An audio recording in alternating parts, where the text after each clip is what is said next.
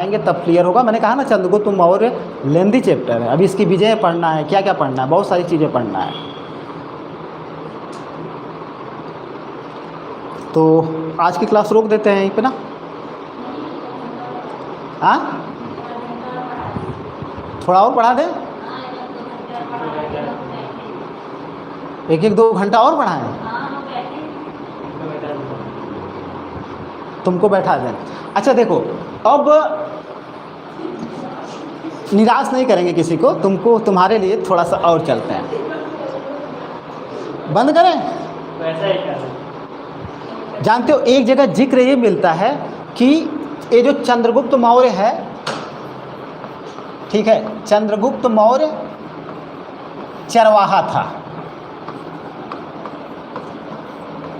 चंद्रगुप्त मौर्य क्या था? चरवाहा था।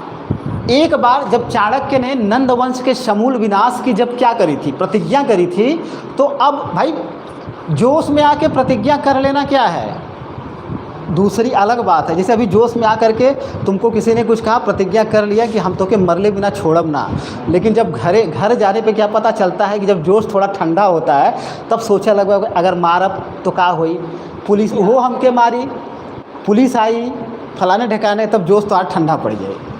वही जोश में अगर वही समय मारेंगे तो वही समय मार देगा, लेकिन बाद में मारेंगे तो फिर बड़ी दिक्कत है। तब तक वही तरह जोश में आके मतलब प्रतिज्ञा कर लेना अलग बात है, लेकिन प्रतिज्ञा का पालन करना अलग बात, दूसरी बात है। तो उसने जोश में आके जब अपमान किया चाणक्य का, तो जोश में आकर के कह तो दिए कि मैं जो है नंदवंश का समूल विनाश कर दूंगा ना। कुशा उठाया उसने। अब बाकायदे जब लोग पहले के लोग जब कोई प्रतिज्ञा वगैरह करते थे तो देखते हो ना हाथ में जल लेते थे वगैरह ना, तो ये माना। तो कुशा लिया उसने, जल लिया और समूल विनाश कर देंगे तुम्हारा, ऐसी प्रतिज्ञा कर ली। प्रतिज्ञा तो कर ली, लेकिन बाद में अब उसके सामने समस्या हुई कि नंदवंश का विनाश करें तो करें कैसे। भाई हम तो ठहरे ब्राह्मण, बाकी कोई ऐसा दिख नहीं रहा है जो मतलब उस समय जानते हो सिकंदर की सेना भी नंदों के भय से, मतलब उनके साम्राज्य से, उनके धन दौलत से, उनके सैनिकों से डर के मारे, ऐसा भी कहा जाता है कि वो लोग व्यास नदी को पार नहीं किए, डर गए, लड़ने से इनकार कर दिया। सिकंदर मजबूरी में यहाँ से गया था, सिकंदर का मन था आने का, मतलब व्यास नदी के पार नहीं आ पाया था वो, लेकिन उसके सैनिकों ने इनकार कर दिया था, इसीलिए वो मजबूरी में चला गया था। अब जैसे एक जगह जिक्र ये मिलता है कि चंद्रगुप्त मौर्य क्या था, चरवाहा था, चरा रहा था, किसको, गाय बैल भैंस बकरी जौन कुछ हो चरा रहा था। तो अब के लड़के क्या होते हैं, जाते हैं जब, जैसे हम लोग छोटे थे तो जाते थे तो गिल्ली डंडा शुरू हो जाए वहीं पे, चाहे वो पेड़वा पर लचिया लचान शुरू हो जाए, या नहीं तो मतलब कोनो न कोनो गेम उसमें शुरू कर देते थे। तो वो सब क्या थे, 8-10 चरवाहे थे, चरवाहे मिले हुए थे। तो चंद्रगुप्त मौर्य क्या था, जैसे एक नहीं चोर सिपाही का खेल खेलते हो, बहुत सारे बच्चे खेलते हैं ना, तो चंद्रगुप्त मौर्य जो है एक खेल खेल रहा था। उसमें चंद्रगुप्त मौर्य एक टीले पर, मान लो ये टीला है भाई, जे राजा रही ऊपर बैठबे करी ना, तो टीला होकर सिंहासन रहल, इस पे चंद्रगुप्त मौर्य बैठा हुआ था। एक जाने के सेनापति बना दहल, तो एक जाने के कुछ मतलब सबको कुछ ना कुछ भूमिका दे देता है, कुछ सैनिक बना देता है, कुछ फरियादियों को बना देता है, ठीक है।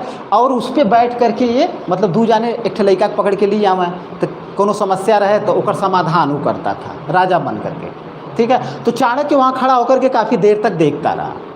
तो देखा जब उसने, तो देखा कि ये जो है बच्चा ही है, लेकिन समस्याओं का समाधान बड़ी सूझबूझ से कर रहा है, अच्छे से कर रहा है। वहीं पर वो उससे प्रभावित हो जाता है और वहीं पर उसको वो अपने साथ लेकर के आता है और उसको तमाम तरह की सैनिक शिक्षा दीक्षा प्रदान करता है, ठीक है। चंद्रगुप्त मौर्य प्रतिभावान था ही। तो यहाँ से भी एक क्वेश्चन आता है कि जिस समय चंद्रगुप्त मौर्य किससे चाणक्य चंद्रगुप्त मौर्य से मिला था, उस समय चंद्रगुप्त मौर्य कौन सा खेल खेल रहा था, उस खेल का नाम रखा गया था, ठीक है। उस समय वह जो खेल खेल रहा था, मैंने खेल को बता दिया, उसका नाम था राजकीलम। तो ये खेल को याद करके रखो कि जिस समय चाणक्य की चंद्रगुप्त मौर्य से पहली मुलाकात हुई, उस समय चंद्रगुप्त मौर्य कौन सा खेल खेल रहा था, राजकीलम नामक खेल खेल रहा था।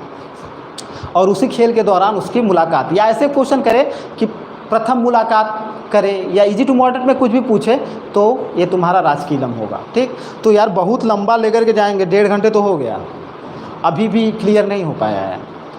तो कुछ